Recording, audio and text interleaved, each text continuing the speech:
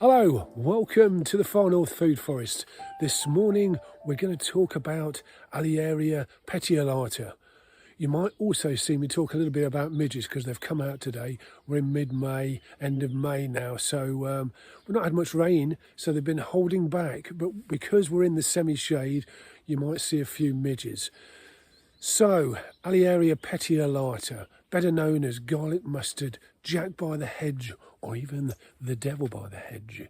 Let's have a look in our garden at them a little bit more closely and see what we can find out. Okay, so we have a look through here by the hedge. There's a little bit of a dogwood just here. So you can see garlic mustard is growing quite profusely here. We have quite a lot of it, which perhaps gives you a slight warning about just how profusely it does grow. But for me, although many people say it's invasive, it's only invasive if you don't actually use it, and I think it's very usable.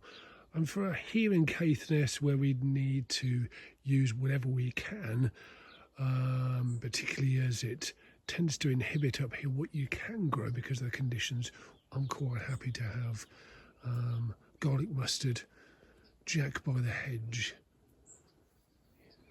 with us. Okay, let's have a close look at it then.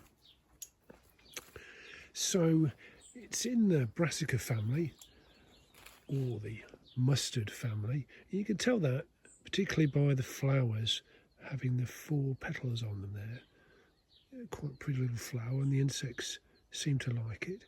It's biennial, which means that it grows 2 years consecutively. In the second year, the leaves tend to be a little bit more pointed, a little bit more heart-shaped than the previous year, where they may be a bit more kidney-shaped, I suppose. It's good for salads. You can eat the flowers, you can eat those leaves. The roots tend to have a strong horseradish type smell about them. I confess not having tasted them, but I think they might taste quite nice, probably with a bit of beef, who knows. But what else can I tell you? Talking about the root, they are antimicrobial and antifungal, and they're known to let out a chemical or secrete a chemical into the ground which might inhibit the growth of other plants. Doesn't seem to be affecting the plants next to these at the moment. So this is a great plant to have. It has seed pods on it as well. You can see those long thin seed pods that eventually have seeds that are very mustard-like, and you can make the mustard out of those seeds themselves. So worthwhile having. Great little plant, and mustard is also good. And here's Weasley. The only plant it looks like is probably early on. I can see an example of it in here is honesty.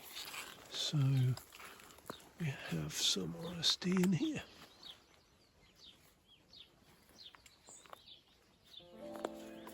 But as you can see, it doesn't look anything like it now. And this is obviously in the same mustard family, has the 4 petals. It has that botanical name of Alliaria petiolata. Again, it relates to the allium, the oniony type taste, I suppose, that it has. And the petiolata, I think that just refers to the leaves that it has growing on it. So yeah, so I'd recommend it for your food forest. It does grow in the sort of semi-shady areas, and midges you will find, I'm not sure if you can actually see those, but they're all over the place here in this semi-shady area. But we'll talk about them a little bit later as I run for cover.